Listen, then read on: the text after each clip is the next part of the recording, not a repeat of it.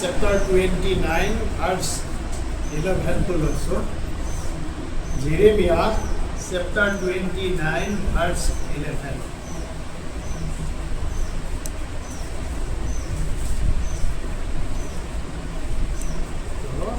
তাত লিখিছে যে তোমালোকৰ কাৰণে কৰা সংকল্প মই জানো আৰু সেই সংকল্প মংগলৰ সংকল্প, অমংগলৰ নহয়। Praise the lord. কি কৈছে? ঈশ্বৰে জানে আপোনাৰ মোৰ কাৰণে তেওঁ যি কথা ৰাখিছে, যি তেওঁ প্ৰতিজ্ঞা ৰাখিছে আপোনাক যে তেওঁ মংগল কৰিব, তেওঁৰ সেই প্ৰতিজ্ঞাটো আপোনাৰ মোৰ কাৰণে মংগলৰ, অমংগলৰ নহয় বুলি কৈছে। আৰু আমাৰ বাইদেউসকলে বা হিন্দী বুজি পায় না অসমীয়া বুজি পায় না ইংৰাজী বুজি পায় মই নাজানো, না অসমীয়াটো বুজে, অলপ অলপ বুজে না? হয়, হিন্দীত এনেকুৱা লিখা আছে। हिंदी जो पढ़ो कैसे, क्योंकि जिहुआ को यह वाणी है कि जो कल्पनाएं मैं तुम्हारे विषय करता हूँ उन्हें मैं जानता हूँ, यह हानि की नहीं वरन कुशल ही की है, और अंत में तुम्हारी आशा पूरी करूँगा। Praise the Lord. जी সংকল্প তেওঁ আপোনাৰ মোৰ কাৰণে কৰিছে সেইটো মংগলৰ হয়, আৰু সেই আশাত আমাক লাজত নেপেলায়, আৰু শেষত আমি তাক দেখিবলৈ পাম। Praise the lord. কেতিয়া দেখিবলৈ পাম? যদি আমি তেওঁত লাগি থাকোঁ, নহয়নে? তেওঁত যদি লাগি নাথাকোঁ কি হ'ব? আমি আঁতৰি যাম। যেতিয়া মজেছ যেতিয়া মচিৰ মৃত্যু হৈছে তেতিয়া যিহোচুৱা তেওঁৰ যিটো ছেক্ৰেটাৰী আছিলে জচুৱা, জচুৱা ছেক্ৰেটাৰীটো তেতিয়া তাৰ ওপৰত ভাৰটো পৰিছিলে আৰু এই ভয় খাইছিলে, আৰে মচিটো ইমান ডাঙৰ মানুহ, গোটেই ইছৰাইল জাতিক লৈ আহিছে হেৰিৰ পৰা, মিছৰৰ পৰা ওলাই, এতিয়া মই কি কৰিম এই মানুহবিলাকক? ঈশ্বৰে কি কৰিছে? আমি যদি Joshua chapter 1 verse 9 to পঢ়ো, তাতে লিখিছে be strong and courageous, don't be afraid, don't be discouraged, for the Lord your God will be with you wherever you go. Praise the Lord. কি কৈছে? ভয় নকৰিবি, তুমি য'তে যাবা তাতে মই তোমাৰ সংগত আছোঁ। কৈছে ভয় নকৰিবা, মই য'তে যাবা তুমি তাতে মই তোমাৰ লগত থাকিম, যি ঠাইত তুমি ভৰি দিবা সেই ঠাই মই তোমাক দিলোঁৱেই, গতিকে তুমি ভয় নকৰিবা। আমি কি কৰোঁ? ঈশ্বৰৰ ওচৰত যেতিয়া আহোঁ তেতিয়া চৈতানেও আহি এটা কাম কৰি থাকে ভিতৰত। ঈশ্বৰেতো কৈছে দিব বুলি, ঈশ্বৰৰ লগত লাগি থাকিলে, তেওঁৰ বাক্য মানিলে পাম বুলি কৈছে। শেষতে হ'লেও মই পামেই কৈছে, শেষতে হ'লেও অন্তমে তোমাৰা ইচ্ছা পূৰি কৰোঁগা কৈছে না। গতিকে শেষত হ'লেও তেওঁ ইচ্ছা পূৰ কৰিব কৈছে। কিন্তু এই যে তেওঁৰ লগত লাগি থাকোঁতে ভয়, সঁচা দিব ঈশ্বৰে নে মিছা দিব, মানে সঁচাই পাম নে মিছাই পাম, অলপ নিজৰ মাথাটো খাটিবলৈ ধৰে তেতিয়া। নাই নাই মই এনেকুৱা কৰোঁ এতিয়া পাম। ঈশ্বৰক অমান্য কৰি মই নিজৰটো যেতিয়া কৰিবলৈ যাওঁ আৰু যেতিয়া বিপদ আহে আৰু দৌৰি আহোঁ, ক্ষমা কৰি দিয়া প্ৰভু মোৰতো ভুল হৈ গ'ল।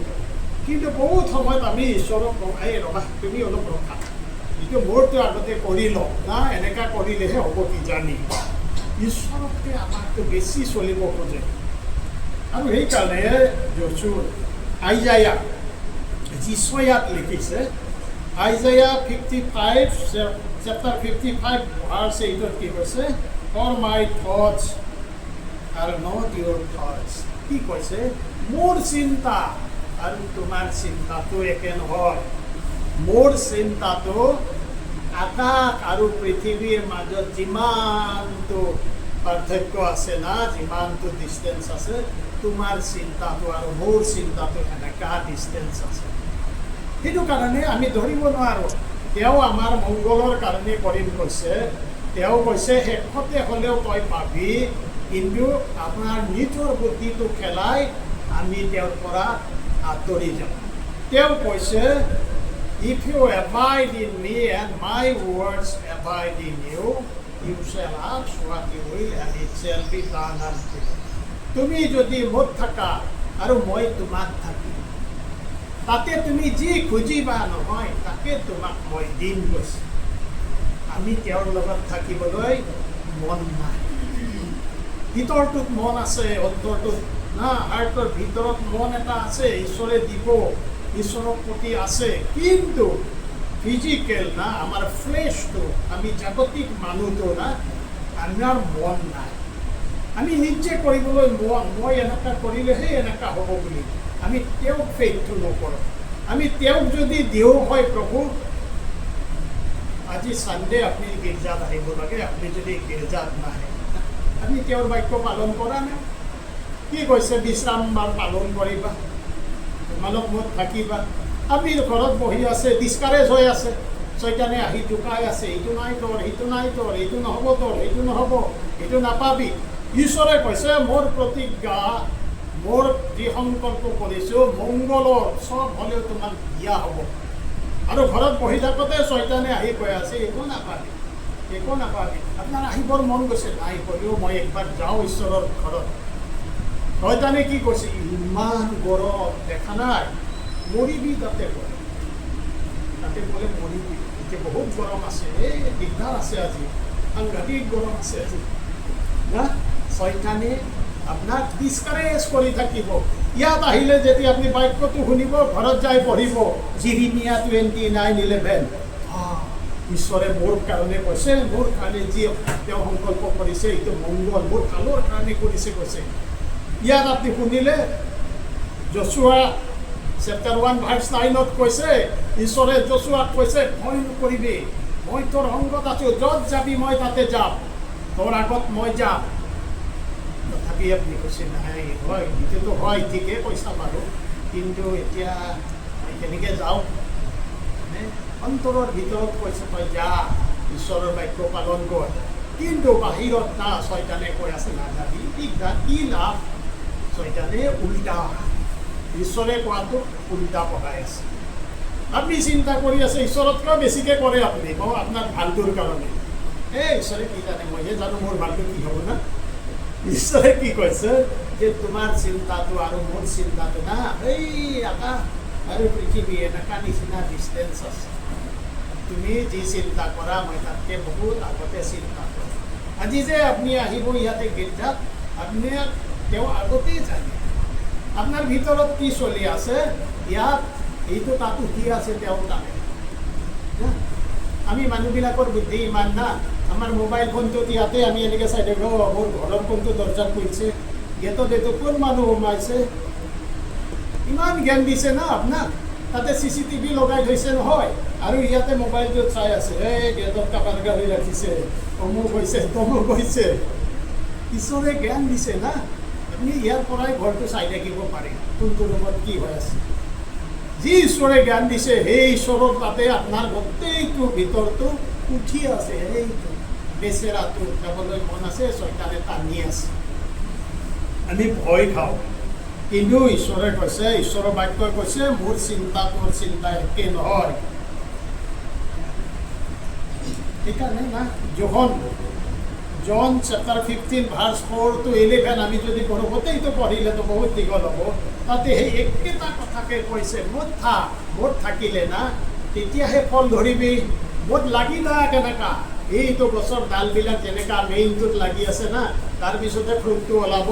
তহঁতে যদি মোত লাগি নাথাক, ফল নাহিব, আৰু যদি মোত লাগি নাথাক শুকাই যাবি, কাম নহ'ব, তাৰপিছতে এইটো পুৰি পেলাব মানে। আমি যদি ঈশ্বৰৰ লগত লাগি নাথাকোঁ না, আমাৰ ফলটো নহয়।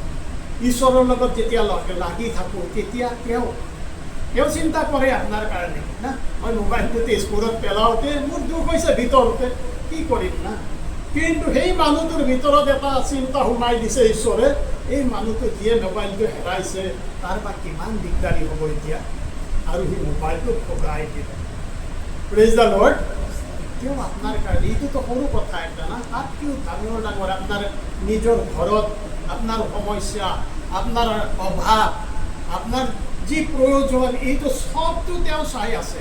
আৰু আপোনাৰ ভিতৰত যিটো কান্দনটো আছে না, আপুনিতো দেখিবলৈতো মানুহটো আপোনাক দেখা নাই না, আপুনিতো মোক দেখিছে, ভালটো দেখিছে না, ভিতৰত যিটো চিন্তা আছে, কেনেকৈ মই আগবাঢ়িম, কি কৰিম, এইটোতো তেওঁ তাতে উঠি আছে আৰু তেওঁ তাৰ পৰা উত্তৰটো দি আছে। তেওঁ মোক কৈছে এইটো নাযাবি, এইটো যা, এইফালে যা, এইটো ঠিক নহ'ব। তেওঁ মোৰ কাৰণে মানুহ ৰাখি থৈছে, তেওঁ আপোনাৰ কাৰণে কাবাক এনেকুৱা ৰাখি থৈ দিছে। ঈশ্বৰে এইটোকে কৈ আছে বাৰে বাৰে, যোহন 15 অধ্যায় 4 পৰা 11 পাই দিন দিওঁ, কিন্তু আমি তেওঁৰ আজ্ঞামতে নচলোঁ আৰু আমি খুচি কৰিলেও দায়ুদেও না খুচি কৰিছিলে পিছত পালে। আগতে ইমান মানিছিলে, ইমান আশীৰ্বাদ পালে, তাৰ পাছত সিও তাৰ নিজক খুচিমতে কৰিবলৈ যেতিয়া লাগিলে না। গীতমালা Psalm 139, 7 to 10 কি লিখিছে তাতে? গীতমালা Psalm 139 7 to 10 কি লিখিছে?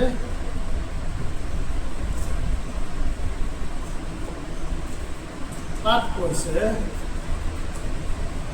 যে মই তোমাৰ আগৰ পৰা ক'ত পলাম, মই তোমাৰ আগৰ পৰা ক'ত যাম, যিফালে যাওঁ তুমি থাকা।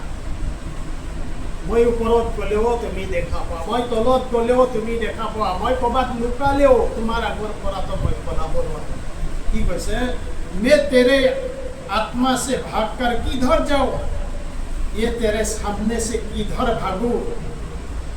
यदि मैं आकाश पर चढ़ूँ तो तू वहाँ है, यदि मैं अपना विषुण अधोलोक में बिछाऊँ तो वहाँ भी तू है, यदि मैं भोर की किरणों पर सरकर समुद्र के पास जा बसूँ तो वहाँ भी तू अपने हाथ से मेरी अगुवाई करेगा और अपने दाहिने हाथ से मुझे पकड़े रहेगा। কি কৈছে? Where shall I go from your spirit, or where shall I flee from your presence? ক'ত মই পলাম তোমাৰ সন্মুখৰ পৰা? তেওঁৰ আগৰ পৰা আপুনি পলাব নোৱাৰে। আপুনি য'তে যায় তেওঁ সৰ্বশক্তিমান, সৰ্ববিৰাজমান, তেওঁ সকলোতে একে সময়তে থাকিব পাৰে। এইটো কাৰণে তেওঁ ঈশ্বৰ। তেওঁৰ আগৰ পৰা আপোনাৰ পলাবলৈ ৰাস্তা নাই। ক'ত পলাব? কি কৈছে? দাউদে কৈছে, where shall I go from your spirit, or where shall I flee from your presence? If I ascend to heaven, you are there. If I make my bed in Sheol, you are there. স্বৰ্গতো যদি যাওঁ তাতো তুমি, আৰু শিয়লতো যদি যাওঁ তুমি তাতো তুমি আছা। কি কৈছে? If I take the wings of the morning and dwell in the uttermost parts of the sea, even there your hand shall lead me, and your right hand shall hold me. তুমি তাতো মোক ধৰি ৰাখা বুলি কৈছে। মই তোমাৰ আগৰ পৰা পলাবলৈ ৰাস্তা নাই। আপুনি যিমানে যি বাহানা কৰক, কিবা কৰক, বুদ্ধি কৰক, কিবা কৰক না, চবটোতো তেওঁ দেখা পাই আছোঁ। কিন্তু তেওঁৰ ইচ্ছা, তেওঁ আপোনাক তেওঁৰ প্ৰতিমূৰ্তিৰে বনাইছে। সেইটো কাৰণে তেওঁৰ ইচ্ছা আপুনি যেন তেওঁৰ মতে চলে, আপুনি যেন তেওঁৰ নিচিনা হয়। Praise the lord. প্ৰভু যীশুৰ নিচিনা যেন আপুনি হয়, এইটো তেওঁৰ ইচ্ছা। তেওঁ কৈছে যে মোৰ এটা শিষ্য চেলা এটা যেন হয়। মই যি বিচাৰিছোঁ সি যেন এইটো কৰে। মই তাৰ সংগত আছোঁ, মই তোৰ লগত আছোঁ, মই এৰি নিদিম। কি কৈছে? I will never leave thee nor forsake thee. মই তোক কেতিয়াও ত্যাগ নকৰিম, কেতিয়াও এৰি নিদিম। কিন্তু আপুনি তথাপি কয় মোৰ ভয় লাগে, আপুনি তথাপি কয় মোৰ চিন্তা হৈছে না। আপোনাৰ কাৰণে চিন্তা তেওঁ কৰে বুলি কৈছে। শেষতে এটা পদ পঢ়োঁ, ৰোমান চেপ্টাৰ 15 verse 13। তাতে কি লিখিছে? অসমীয়াতে মই পঢ়িছোঁ। ৰোমিয়া 15 অধ্যায় 13 পদত কি কৈছে? ৰোমিয়া 15 13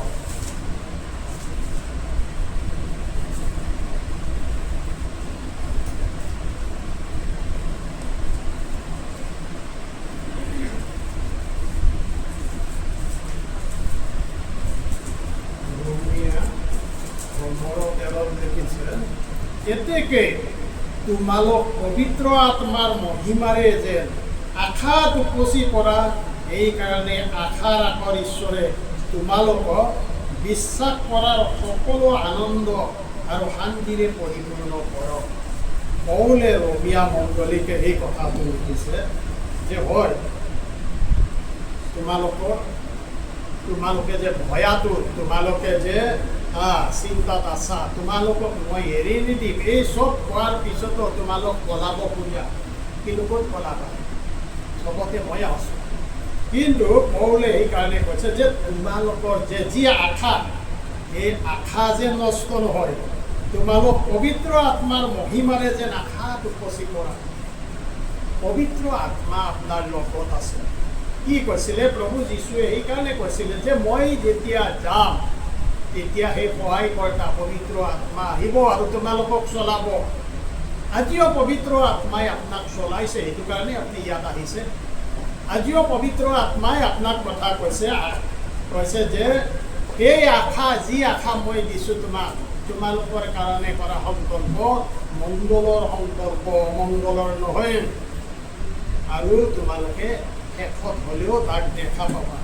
এতিয়া কি কৈছে? এতেকে তোমালোক পবিত্ৰ আত্মাৰ মহিমাৰে যেন আশাত উপচি পৰা, এই কাৰণে আশাৰ আকৰ ঈশ্বৰে তোমালোকক বিশ্বাস কৰাৰ সকলো আনন্দ আৰু শান্তিৰে পৰিপূৰ্ণ কৰক।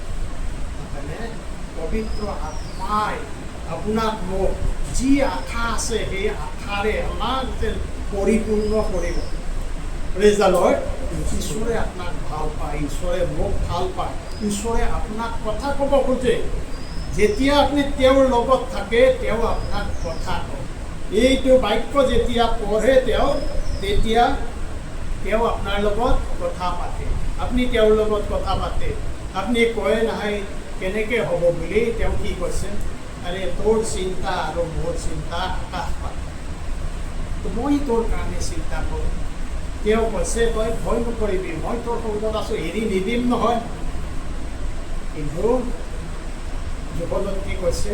মোক লাগি থাক, মোৰ বাহিৰত তহঁতে একো কৰিব নোৱাৰে। মত লাগি নাথাকিলে একো কৰিব নোৱাৰে।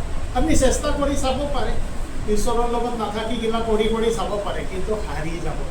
কিন্তু তেওঁৰ লগত থাকি তেওঁক যদি আপুনি জনায় প্ৰভু মই এইটো কৰিম, প্ৰভু তুমি মোক সহায় কৰা, তেওঁ আপোনাক দেখাব, তেওঁ আপোনাক মানুহ লগাই দিব, তেওঁ আপোনাক পিকচাৰবিলাক দেখাব কেনেকৈ আপুনি আগবাঢ়িব। আৰু অকল আপুনি যে আগবাঢ়িব এনেকুৱা নহয়, তেওঁ আপোনাৰ লগত আগবাঢ়িব না। যোৱা সপ্তাহত আমি চাইছিলোঁ কি কৈছে? তোমালোকে মোৰ জুৱলি লোৱা, টেক মাই য়ক, মোৰ জুৱলি লোৱা। জুৱলিত দুটা হেৰি থাকে না, দুইফালে জন্তু দুটা গাঁঠি দিয়ে। এটাত তেওঁ নিজে আছে, এটাত আপোনাক কৈছে এই মোৰ লগত তুমি মোৰ জুৱলিত য'ত যোৱা মই টানি নিম। Praise the lord. সেই আশা, যি আশা আপোনাৰ আছে, সেই আশা যেন পবিত্ৰ আত্মাই আপোনাক মোক যেন আৰু আগুৱাই লৈ যায়। তাক আমি প্ৰাৰ্থনা নোলোৱা। তেওঁক আশা আছে, তেওঁক বিশ্বাস কৰিলে নিৰাশ হ'ব নালাগে। তেওঁৰ আশা কৰিলে তেওঁ কৈছে যি আশা তুমি কৰিছা সেই আশাই কেতিয়াও লাজত নেপেলাই কৈছে। মানুহে লাজ দিব খুজিব, কিন্তু কৈছে সেই আশাই কেতিয়াও লাজত নেপেলাই। তাক আমি হালেলুয়া, হালেলুয়া, হালেলুয়া। সৰ্বশক্তিমান পিতৃ ঈশ্বৰ, ধন্যবাদ তোমাৰ নাম। আমি বিশ্বাসেৰে আশাৰে প্ৰভু তোমাৰ চৰণত আহিছোঁ। আমাৰ নিজৰ অন্তৰৰ সকলো কথা প্ৰভু তুমি জানা, আমি তোমাক জনাইছোঁ। হে সৰ্বশক্তিমান পিতৃ পবিত্ৰ আত্মা, তুমি আমাৰ লগত থাকা, তুমি আমাক চলোৱা, আমাক পৰিচালনা কৰা, তোমাৰ মহিমাৰ কাৰণে ব্যৱহাৰ কৰা। অ' হালেলুয়া, হালেলুয়া, হালেলুয়া। সকলো গৌৰৱ আৰু মহিমা তোমাৰে প্ৰভু যীশু খ্ৰীষ্টৰ নামতে প্ৰাৰ্থনা কৰিছোঁ। আমেন। ঈশ্বৰৰ ধন্যবাদ দিওঁ। আমি আমাৰ সেৱা